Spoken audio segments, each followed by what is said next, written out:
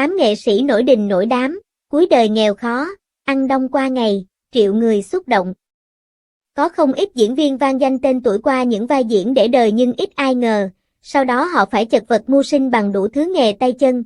Tuổi xế chiều nhiều nghệ sĩ từng nhẵn mặt trên màn ảnh vẫn phải sống trong cảnh nghèo khó đến độ không đủ tiền đóng cho chủ trọ, thậm chí có trường hợp sinh hoạt trên nền chuồng lợn trong suốt nhiều năm. Diễn viên Võ Tòng phim Đất Phương Nam, từ ông chủ quán nhậu, thành ca sĩ hội trợ lương 3 triệu. Từng để lại dấu ấn không thể phai mờ trong bộ phim đình đám, Đất Phương Nam, nhưng sau vai diễn Võ Tòng cực kỳ thành công với tiếng vang lớn, cuộc đời diễn viên Lê Quang lại rơi vào khốn khó, tán gia bại sản, chật vật mưu sinh với đủ thứ nghề chỉ để tồn tại qua ngày. Lê Quang ban đầu không phải là một diễn viên được đào tạo bài bản qua trường lớp mà chỉ là dân tay ngang. Anh vốn là chủ một quán nhậu lớn tại Vũng Tàu, có niềm yêu mến đặc biệt với phim ảnh và giới văn nghệ sĩ. Thời đó, hầu hết các đoàn phim ở Sài Gòn về vùng biển này đều phải tìm đến anh, bởi Lê Quang có thể giúp họ tìm kiếm cả trăm diễn viên quần chúng mà đoàn phim không phải mất tiền nhiều nhờ quan hệ rộng của anh. Đặc biệt, sau khi cả đoàn quay phim xong thì có thể tới quán ăn nhậu, hát ca thoải mái mà không phải lo tiền bạc, bởi nghĩa khí của ông chủ quán có hàm râu xồm xàm. Trong một lần đạo diễn Lê Hoàng Hoa khi đến quán của Lê Quang nghỉ chân, ông đã nhận thấy vị chủ quán có gương mặt hợp màn ảnh. Sau đó, đạo diễn này đã mời Lê Quang đóng phim. Cũng từ đó, ông chủ quán nhậu chính thức bén duyên với nghiệp diễn qua một số vai phụ. Tên tuổi của Lê Quang chỉ bùng nổ khi bất ngờ được giao vai Võ Tòng trong phim Đất Phương Nam. Đây là vai diễn khắc họa sâu đậm người anh hùng hào hiệp, trượng nghĩa, có thể tay không hạ gục cá sấu, địch lại hàng chục tên lính Tây được trang bị súng ống nhưng Võ Tòng lại có số phận bi thảm, gây xúc động mạnh. Trong Đất Phương Nam, Võ Tòng yêu thương cô gái tên Út trong nhưng cả hai đều không thoát khỏi nanh vuốt của kẻ thù. Vì bảo vệ mảnh đất quê hương khỏi tay giặc, mà Út trong bị bắt, Võ Tòng quyết trả thù rồi bị truy cùng diệt tận. Chuyện tình dang dở, bi thương của họ đã lấy đi nước mắt của nhiều người xem. Ngoài vai diễn Võ Tòng, Lê Quang cũng tham gia một số bộ phim khác nhưng không vai nào để lại dấu ấn đậm nét, sâu sắc đến thế. Sau này người ta còn quên luôn cái tên thật Lê Quang của anh, hễ nhìn thấy nam diễn viên thì vẫn gọi là Võ Tòng. Nhắc đến vai diễn Võ Tòng, chính cố diễn viên Nguyễn Hậu cũng từng kinh ngạc khi thốt lên, tôi diễn hơn 30 năm trong nghề, thế mà cũng không bằng một vai diễn của nó, cái này gọi là được tổ nghiệp độ. Sau thành công ngoài mong đợi của vai diễn Võ Tòng, Lê Quang đã đưa ra quyết định táo bạo, được nhiều người cho là sai lầm, đó là từ bỏ công việc làm ông chủ quán nhậu đang mang lại thu nhập tốt để theo đuổi con đường diễn viên chuyên nghiệp. Sau này đây chính là bước ngoặt lớn đưa cuộc đời nam diễn viên không chuyên này sang một ngã rẽ khác, buồn nhiều hơn vui, với biết bao chìm nổi, lên đên.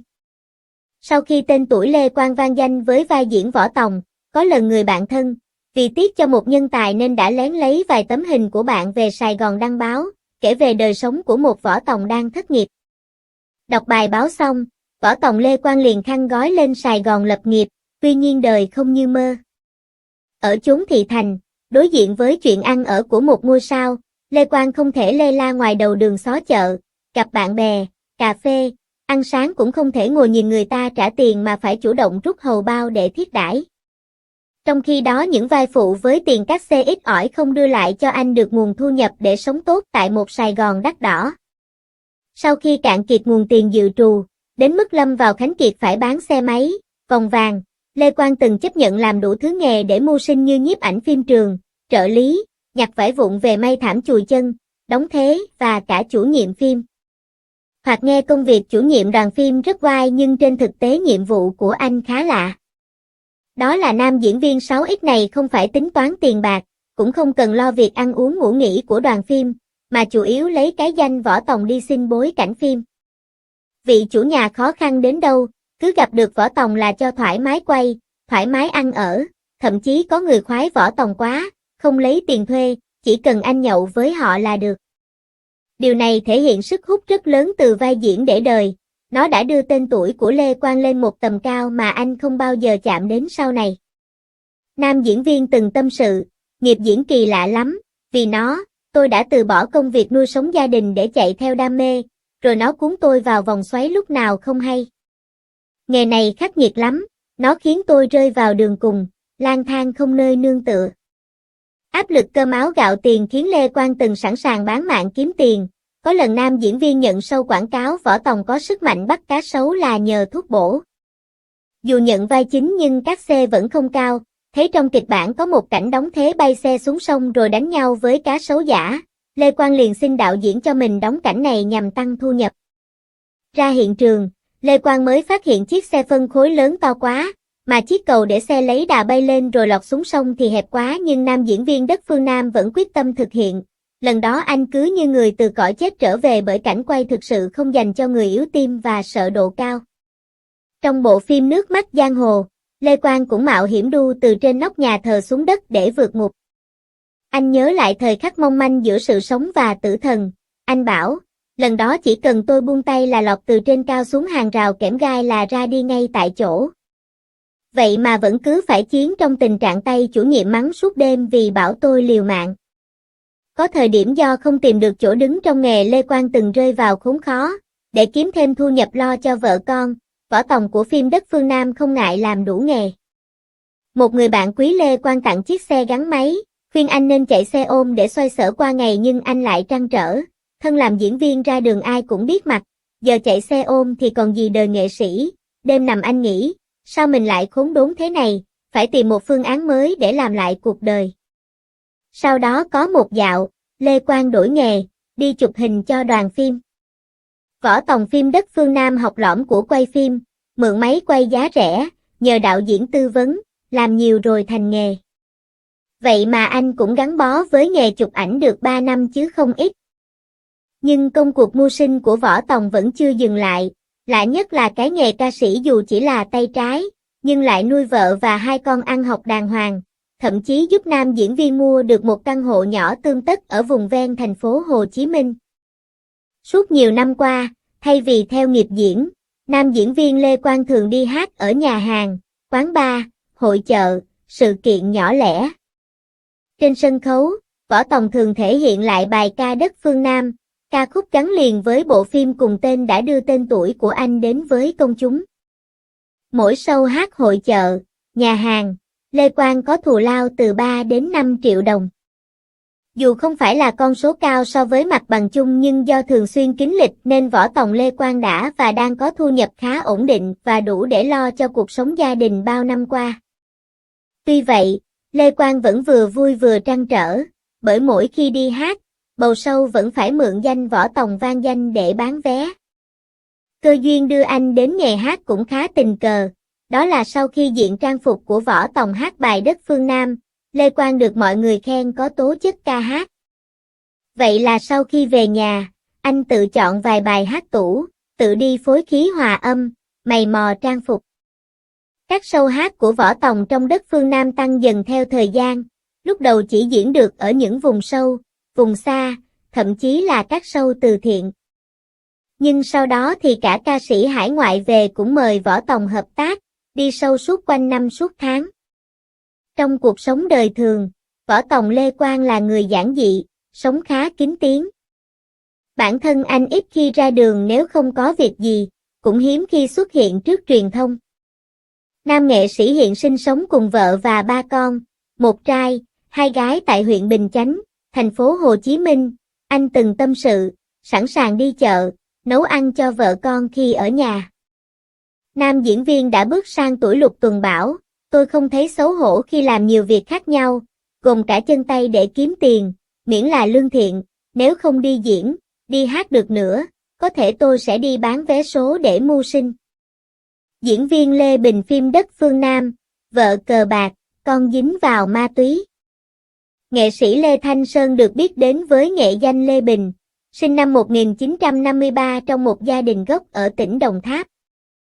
Dù thành công với nghiệp diễn nhưng cuộc đời nam diễn viên này lại trải qua nhiều sóng gió, bi kịch gia đình liên tiếp xảy đến đã đè nặng lên vai nam diễn viên gạo cội. Ông từng nổi tiếng qua vai diễn tư tại trong phim Đất Phương Nam và nhiều phim khác như Mùa Len Châu, Vịt Keo Đồng, Cô Gái Xấu Xí. Cho dù không đảm nhiệm các vai chính nhưng nghệ sĩ Lê Bình với trách nhiệm, tâm huyết và đam mê với nghề, mỗi vai diễn của ông đều sáng tạo, đắp điểm nên dù là vai diễn nhỏ, vai phụ cũng đều khiến mang đến ấn tượng sâu đậm cho khán giả. Khuôn mặt phúc hậu, ánh mắt hiền từ, cùng dáng người dõng cao gầy, ai cũng nghĩ cuộc sống của Lê Binh dù không giàu sang nhưng cũng an nhàn. Tuy nhiên, cuộc đời nam diễn viên quen mặt trên màn ảnh lại trải qua quá nhiều đau khổ, lận đận. Trên thực tế với năng lực diễn xuất ấn tượng, nghệ sĩ Lê Bình kiếm được khá nhiều tiền. Ông từng chăm sóc tốt cho gia đình gồm mẹ già, vợ và 3 con, thậm chí còn tích lũy đủ tiền để mua một căn nhà khang trang. Tiếc là người vợ từng chung sống với ông suốt 37 năm lại đổ đốn, dính vào đề đóm. Bao nhiêu tiền Lê Bình kiếm được từ những vai diễn, bà đều nướng sạch vào trò đỏ đen, mai rủi.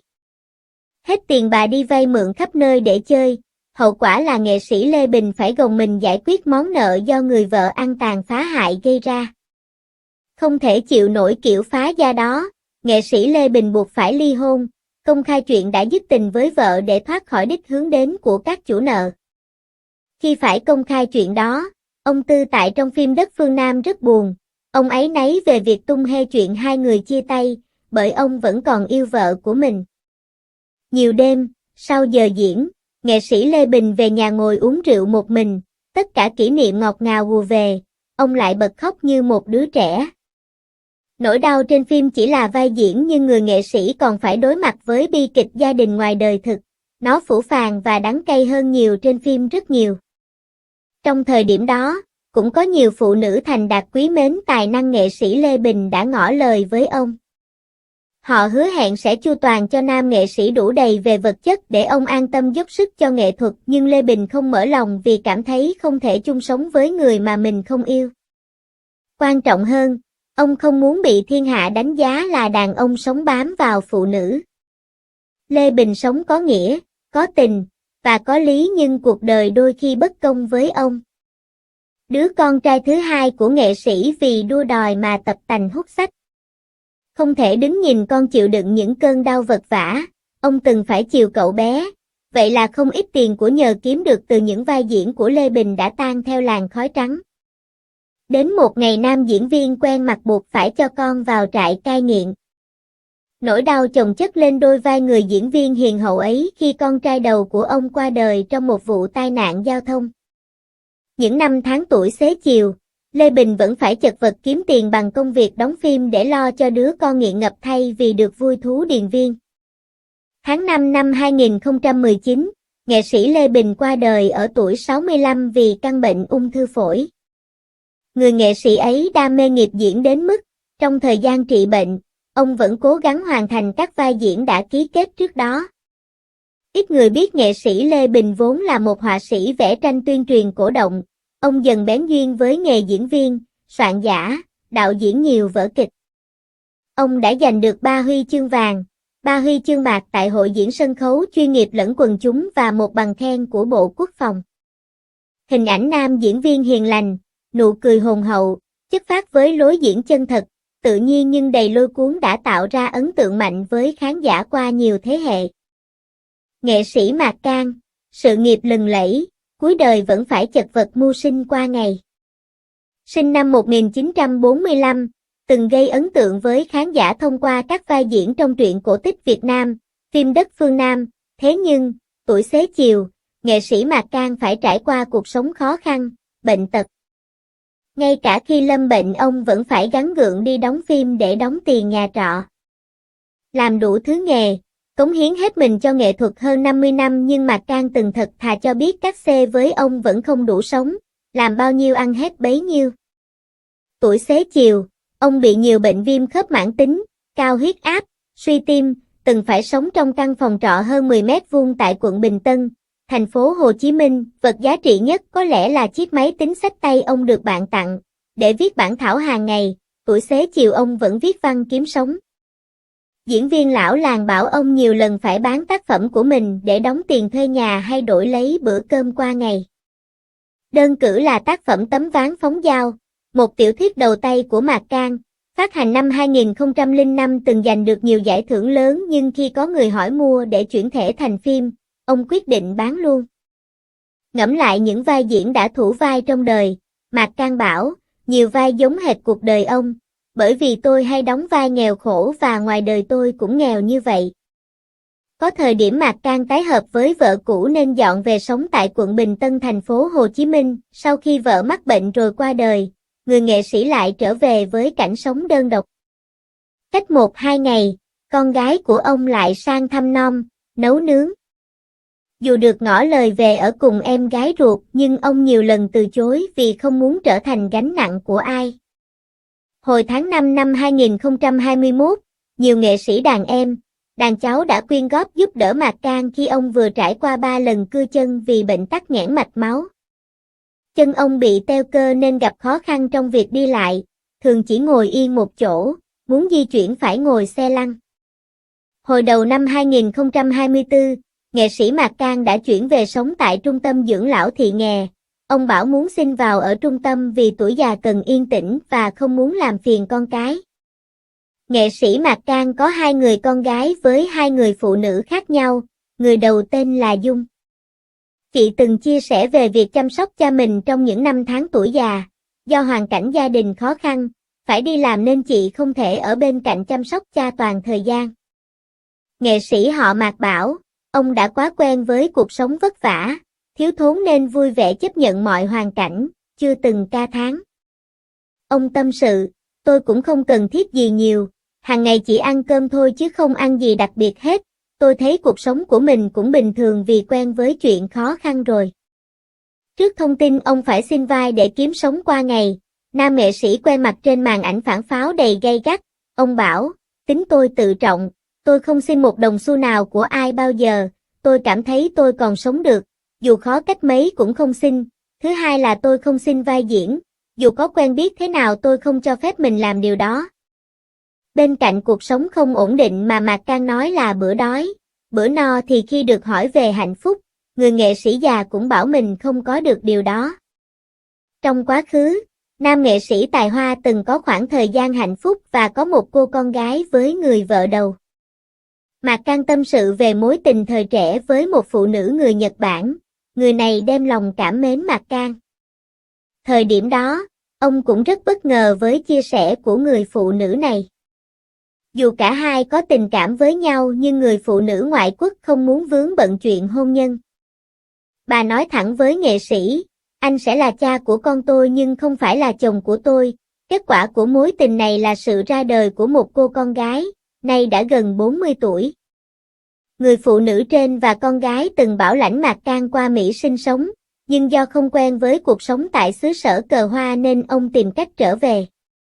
Dù cuộc sống thiếu thốn, khó khăn và phải chịu cảnh đơn độc về già nhưng nghệ sĩ 4X lúc nào cũng toát lên năng lượng sống tích cực, mà nhiều người nhận xét, ở đâu có Mạc Cang, ở đó có tiếng cười, ông không cho phép mình buồn dù hoàn cảnh có ra sao. Những người bạn thân của ông tiết lộ, nam nghệ sĩ luôn hào phóng và thương người như bác Ba Phi, khi có chút tiền trong túi, thấy ai khó khăn, Mạc Cang lại móc ra cho hết. Có lẽ vì thế nên về già ông không giữ lại được chút nào cho mình. Nghệ sĩ Mai Thanh Dung phim Đất Phương Nam, cuối đời bệnh tật, sống tằn tiện. Từng là gương mặt quen thuộc của khán giả màn ảnh Việt nhưng ở tuổi xế chiều, cuộc sống của nghệ sĩ Mai Thanh Dung lại trải qua không ít trắc trở từ mất người thân đến sức khỏe và kinh tế tụt dốc. Ở tuổi U70, nghệ sĩ Mai Thanh Dung từng phải chống chọi với nhiều vấn đề như bệnh tim, bị trượt đốt sống lưng, có nguy cơ bị liệt và chứng tổn thương gai thị có thể dẫn đến mất thị lực. Bệnh tiểu đường khiến sức khỏe của bà không đủ đảm bảo để làm phẫu thuật. Ngoài ra bà Tư Ù của phim Đất Phương Nam còn đối mặt với cuộc sống chật vật khi ông xã nằm viện. Theo lời kể của nghệ sĩ Phi Phụng thì kinh tế của bà Tư Ù chỉ ở mức đủ ăn đủ sống chứ không hề dư dả. Suốt bao năm chạy vạy khắp nơi để chữa bệnh cho người chồng và bản thân đã khiến cho cuộc sống gia đình lâm vào cảnh khó khăn, sa sút. Sau khi chồng qua đời hồi năm 2022, nữ nghệ sĩ thuộc dạng cây đa cây đề chỉ biết sống dựa vào những đồng lương hưu ít ỏi nên cuộc sống có phần eo hẹp, phải chi tiêu tằn tiện, chắt bóp. Dù bệnh tật hoành hành trong cơ thể nhưng nghệ sĩ Mai Thanh Dung cũng được an ủi phần nào khi các con hiếu thuận. Bên cạnh đó, những học trò của bà luôn nhớ ơn, thường xuyên đến thăm và ôn lại những kỷ niệm. Điều này giúp nữ diễn viên càng thêm thoải mái về tâm lý, lạc quan hơn. Bên cạnh công việc diễn xuất, Mai Thanh Dung còn được biết đến với vai trò giảng viên bộ môn tiếng nói sân khấu của Trường Đại học Sân khấu Điện ảnh Thành phố Hồ Chí Minh. Trong suốt cuộc đời làm nhà giáo, bà đã đào tạo ra không ít học trò nổi tiếng như nghệ sĩ nhân dân Hồng Vân, nghệ sĩ ưu tú Hữu Châu, Minh Nhí, Hồng Đào, Trung Dân. Nghệ sĩ Vũ Linh Vương, sự nghiệp lừng lẫy, cuối đời nghèo khó đơn độc. Sinh năm 1955, Vũ Linh Vương là giọng ca nổi tiếng ở thập niên 70 của nhiều sân khấu cải lương, với danh xưng ông Hoàng Đĩa Nhựa. Ở thời kỳ đỉnh cao, nghệ sĩ Vũ Linh Vương từng có cuộc sống rất khá giả, có biệt thự và công ty riêng, tuy nhiên vì làm ăn thua lỗ, nam nghệ sĩ bỗng chốc trắng tay, không vợ không con, từng bị chủ trọ đuổi khỏi phòng giữa lúc bệnh tật tưởng khó qua khỏi. Nghệ sĩ Vũ Vương Linh tâm sự trong nước mắt nguồn cơn khiến cuối đời rơi vào cảnh túng bấn, chật vật. Tôi đầu tư vào công ty riêng nhưng thất bại trong mùa Covid. Chuyến hàng tôi nhập là nấm tươi, giá trị tới 10 mấy tỷ đồng mà đậu ngoài biển mấy tháng trời nên hư hết, rồi tôi bị bệnh, công ty cũng dẹp luôn. Sau biến cố này, cuộc sống của nghệ sĩ Vũ Vương Linh thay đổi hoàn toàn, ông không còn xuất hiện ở các tụ điểm, sân khấu nữa. Bởi ông không còn khả năng lao động cũng như chăm sóc cho bản thân, cuộc sống của ông gặp nhiều khó khăn về tài chính cũng như cả trong sinh hoạt đời thường. Từng hoạt động ở nhiều đoàn cải lương và nổi tiếng một thời, sở hữu khối tài sản lớn nhưng về già, nghệ sĩ Vũ Linh Vương lại trải qua cuộc sống cô đơn, bệnh tật, phải nhờ đến sự giúp đỡ của những người hàng xóm. Ở tuổi xế chiều, nghệ sĩ nức tiếng một thời trải qua 4 lần tai biến, một lần bị đâm xe nghiêm trọng từng phải ngồi xe lăn suốt thời gian dài. Do vỡ nợ, nghệ sĩ Vũ Linh Vương phải thuê trọ trong căn nhà có diện tích khoảng 10 mét vuông, mỗi tháng phải chi trả khoảng 2,5 triệu đồng. Vì diện tích nhà quá nhỏ nên nam nghệ sĩ không dám kê giường ngủ, chỉ kê một chiếc võng, gian bếp và gian tiếp khách là một, bàn ăn cũng chính là bàn tiếp khách, cùng một vài chiếc ghế nhựa.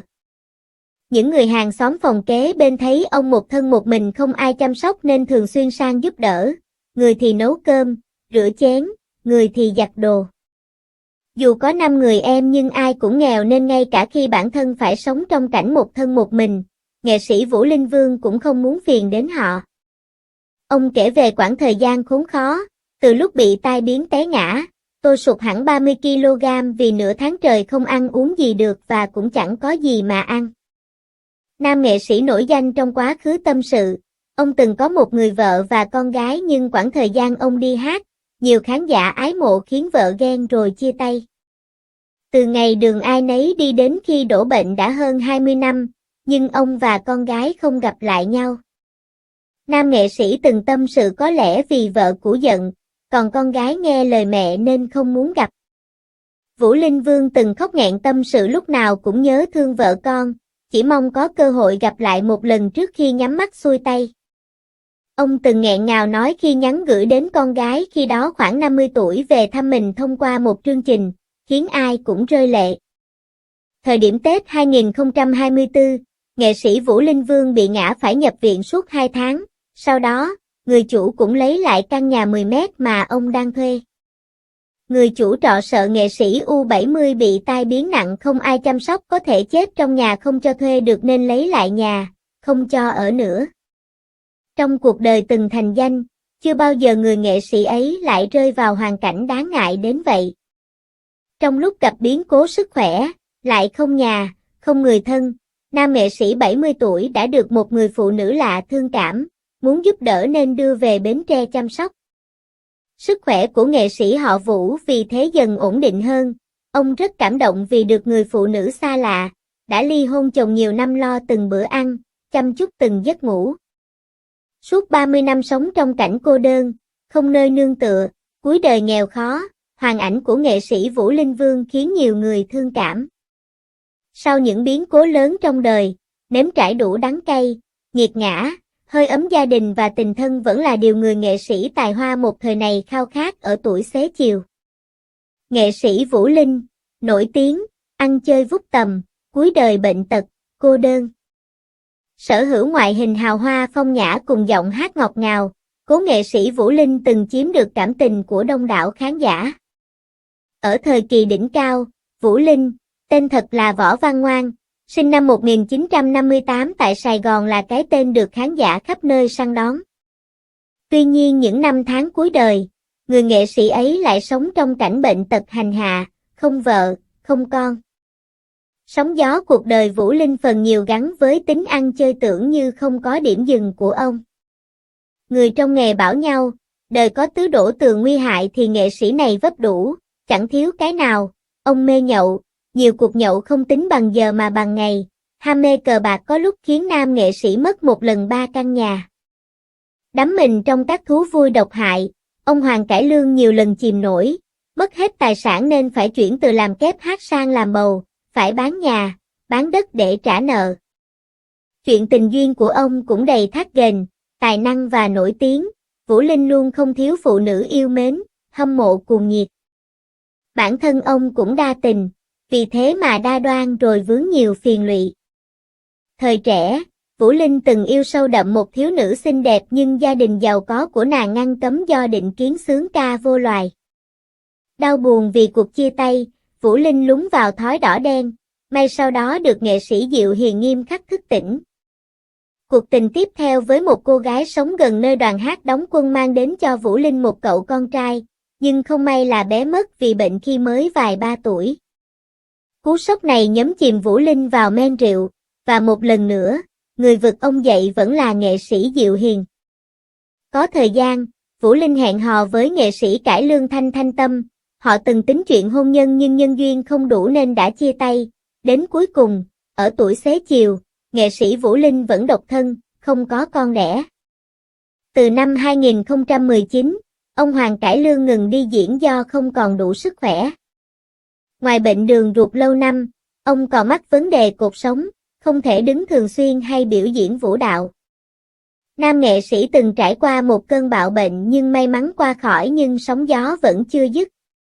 Ở tuổi xế chiều, ông Hoàng Cải Lương sống kín tiếng trong một ngôi nhà tại quận Phú Nhuận, thành phố Hồ Chí Minh. Thật may dù cuộc sống không vợ không con nhưng nghệ sĩ ưu tú Vũ Linh có cháu ruột chăm sóc khoảng thời gian bệnh tật cuối đời. Hồi tháng 3 năm 2023, nghệ sĩ Vũ Linh đã rời trần thế ở tuổi 65, sau thời gian chống chọi với bệnh ung thư trực tràng. Nghệ sĩ Ali Dũng, xuất thân giàu có, cuối đời bệnh tật trong căn nhà trên nền chuồng lợn. Sinh năm 1950, nghệ sĩ Ali Dũng tên thật là Huỳnh Văn Lắm, người Việt Lai Ả Rập Xê Út, vốn sinh ra trong một gia đình giàu có. 20 năm đầu đời, Ali Dũng sống như một thiếu gia con nhà có điều kiện. Gia đình ông từng ngụ trong tòa biệt thự rộng lớn, có xe hơi đưa đón mỗi ngày và người giúp việc. Tuy nhiên biến cố ập đến bất ngờ, sau khi mẹ Ali Dũng qua đời vì tai nạn giao thông, cha ông vì buồn đau lao vào cờ bạc nên gia cảnh ngày càng lụi bại và dẫn đến phá sản sau đó không lâu. Khi mới 20 tuổi nam diễn viên mang trong mình hai dòng máu phải thay cha mẹ chăm sóc 14 người em. Tuy nhiên 11 người em của Ali Dũng lần lượt qua đời vì hút trích, những người còn lại cũng thất lạc nhau. Thời trẻ do sở hữu gương mặt điện ảnh nên Ali Dũng bén duyên với nghệ thuật và sớm thành danh. Ông từng tham gia loạt phim, trong đó thành công đáng kể nhất là bộ phim Biệt động Sài Gòn. Dù tích cực hoạt động nghệ thuật trong suốt 50 năm nhưng cuộc sống của Ali Dũng vẫn nghèo khó, không họ hàng thân thuộc, tứ cố vô thân. Ông từng gây sốc làng giải trí khi hé lộ nơi sống là mảnh đất hẹp từng là chuồng lợn trong suốt nhiều năm. Trước đó năm 45 tuổi, diễn viên Lai Ả Rập này đã mua nửa chuồng lợn rộng 9 mét vuông với giá 10 chỉ vàng tại một hẻm nhỏ thuộc quận Bình Thạnh để dựng nhà. Sau đó nhờ sự giúp đỡ của nhiều nghệ sĩ và người hâm mộ, nam diễn viên phim Biệt động Sài Gòn đã dựng một ngôi nhà mới tươm tất hơn. Cuối đời Ali Dũng từng sống trong căn phòng trọ chỉ kê vừa đủ cái giường, ông còn mắc bệnh ung thư máu, bệnh trĩ nặng và qua đời hồi tháng 12 năm 2023 ở tuổi 74. Thời điểm đó, diễn viên Ali Dũng không có người thân nên một số đồng nghiệp đã phụ trách lo liệu chuyện mai táng cho diễn viên Biệt động Sài Gòn và gửi cho cốt của ông lên chùa. Thời trẻ Ali Dũng từng kết hôn và có con gái nhưng do cuộc sống quá vất vả nên vợ ông ôm con bỏ đi. Từ khi con 3 tuổi đến lúc nhắm mắt xuôi tay, Ali Dũng chưa từng được gặp lại và không biết thông tin gì về con. Trong sự nghiệp, Ali Dũng chủ yếu đóng phim truyền hình và đều là những vai phụ, có tính cách kỳ quặc như pháp sư, thầy bùa. Trên màn ảnh, Ali Dũng để lại ấn tượng với vai nông dân Mã Đồng trong Án xưa tích cũ. Bên cạnh đó, vai lính cận vệ trong Biệt động Sài Gòn của ông cũng được nhiều khán giả nhắc đến. Ở tuổi xế chiều, người nghệ sĩ mang trong mình một phần dòng máu Tây Á vẫn thường đi diễn để có tiền trang trải cuộc sống. Nam diễn viên nói, dù chỉ nhận các xe 200 đến 300 ngàn đồng nhưng ông cũng thấy vui vì có đồng ra đồng vào. Ngoài ra, ông còn viết kịch bản và mở lớp dạy diễn xuất cho các bạn trẻ không đủ điều kiện đi học chính quy. Dù cuộc sống bấp bênh nhưng ông vẫn mong được sống với nghề đến cuối đời. Gần nửa thế kỷ cống hiến cho nghề nhưng Ali Dũng lại có hoàn cảnh túng thiếu, khốn khó tuổi già. Khi biết hoàn cảnh khó khăn của ông, nhiều đồng nghiệp, học trò hỗ trợ để ông có chi phí trang trải cuộc sống. Nghệ sĩ Chí Trung cũng từng mua cho Ali Dũng một chiếc xe gắn máy để làm phương tiện di chuyển.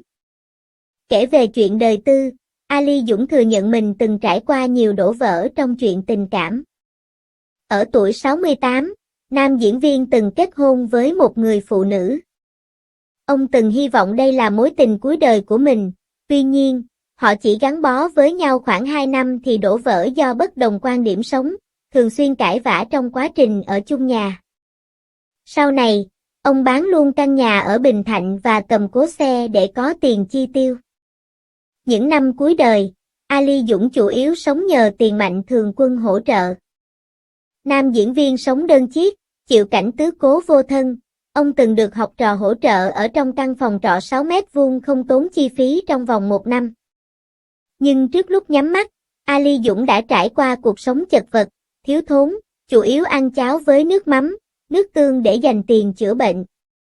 Thỉnh thoảng, ông nhờ hàng xóm đi chợ, mua một ít đồ ăn. Nhiều người thương cảm cho ông ít gạo, bánh. Kể từ khi đổ bệnh, Ali Dũng mất khả năng lao động nên đời sống ngày càng túng thiếu. Chi phí chạy chữa bệnh tình của ông chủ yếu nhờ vào tiền quyên góp từ đồng nghiệp và mạnh thường quân. Hào quang rồi cũng tắt, sân khấu lặng đèn, nhưng những cống hiến của họ cho nghệ thuật vẫn mãi sáng trong lòng khán giả. Đằng sau những mảnh đời nghèo khó ấy là niềm kiêu hãnh của những người nghệ sĩ đã cháy hết mình vì đam mê. Có lẽ điều họ cần nhất không chỉ là vật chất, mà là sự thấu hiểu, trân trọng, để họ biết rằng, dù cuộc đời có đổi thay, tình yêu của khán giả dành cho họ vẫn vẹn nguyên. Cảm ơn quý vị đã theo dõi video. Quý vị nghĩ sao về những nghệ sĩ dù có sự nghiệp diễn xuất đỉnh cao nhưng cuối đời long đong lận đận, nhiều nỗi buồn, sống trong nghèo khó? Hãy để lại bình luận phía dưới video để cùng thảo luận thêm. Đừng quên đăng ký kênh, ấn chuông thông báo để không bỏ lỡ các video mới từ Chuyện Lạ Đó đây.